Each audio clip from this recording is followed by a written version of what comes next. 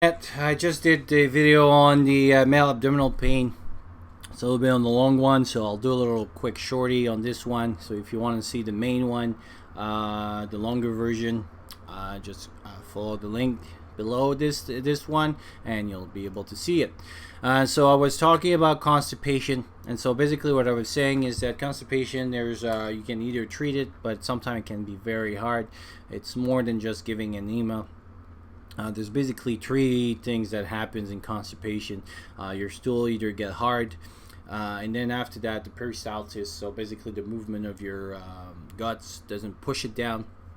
So you can either activate more that peristalsis or softening your stool. So there's stool softener, and the third one is also kind of make them a little bit more slippery. So there's that's the kind of three category of medication we have, but there's very easy ways to prevent it.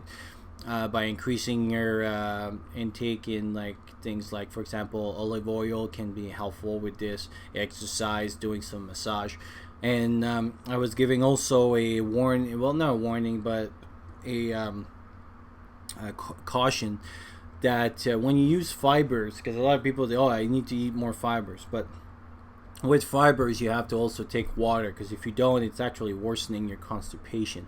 And so if you're in a situation where your water supply is kind of on the lower side, I wouldn't go with the solution of eating more fibers. And so that's one I was talking about. The other one too I was talking, which is sometimes associated with constipation, because sometimes as the as you can see over here, as the stool kind of push, it could almost like block a little bit the passage.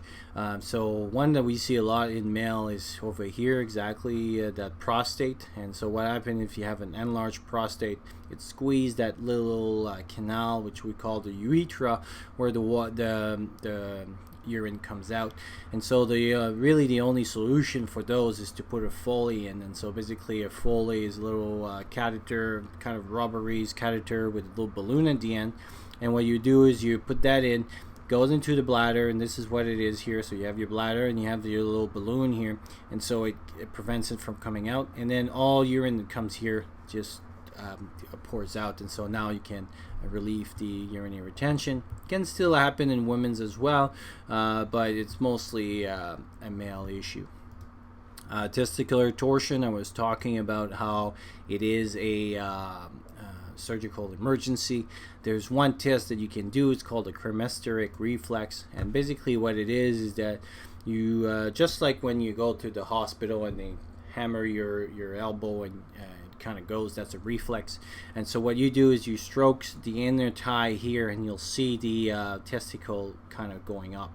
If the testicular doesn't go up with your stroke, so if it doesn't go the same size that you're stroking, then there's a very high chance that it's a torsion. And so torsion basically is the swallowing of the testicle.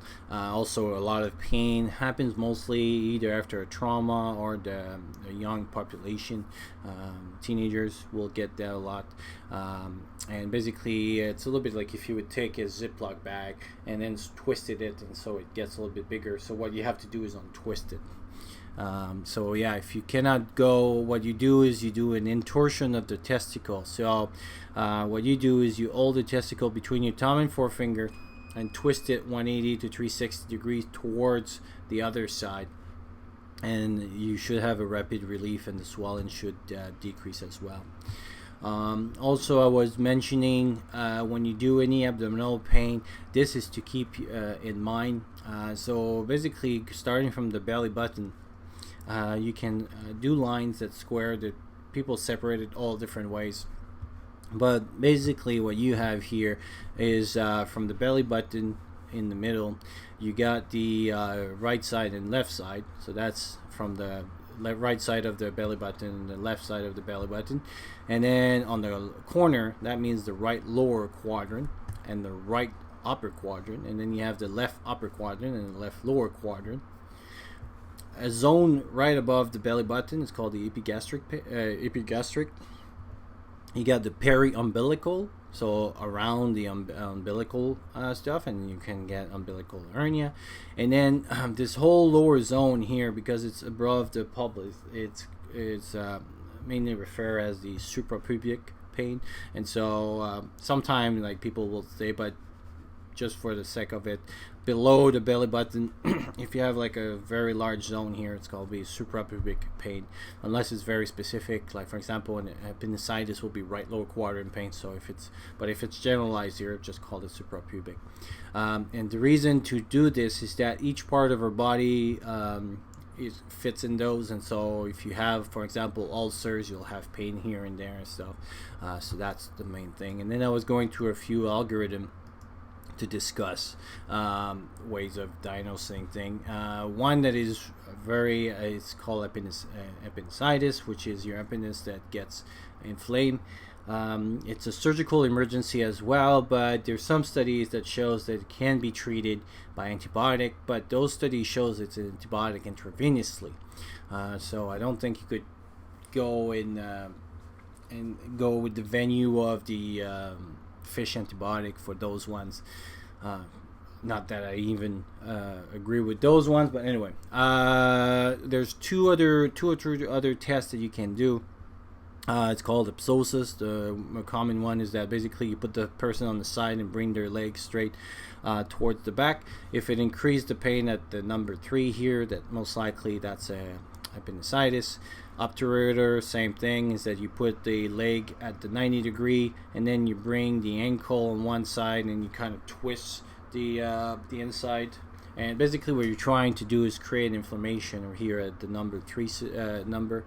And that if there's an appendicitis, that could be a good sign that it is. And so then you have to take the decision, can I go to an surgical, or because those need that appendicitis needs to be removed, or else can burst and then you'll have a lot of issue. The other thing that I was talking to, and I'll my future series will be on lab testing, and there's a quick test that if you suspect bleeding or you want to rule out bleeding, is called an Emocult.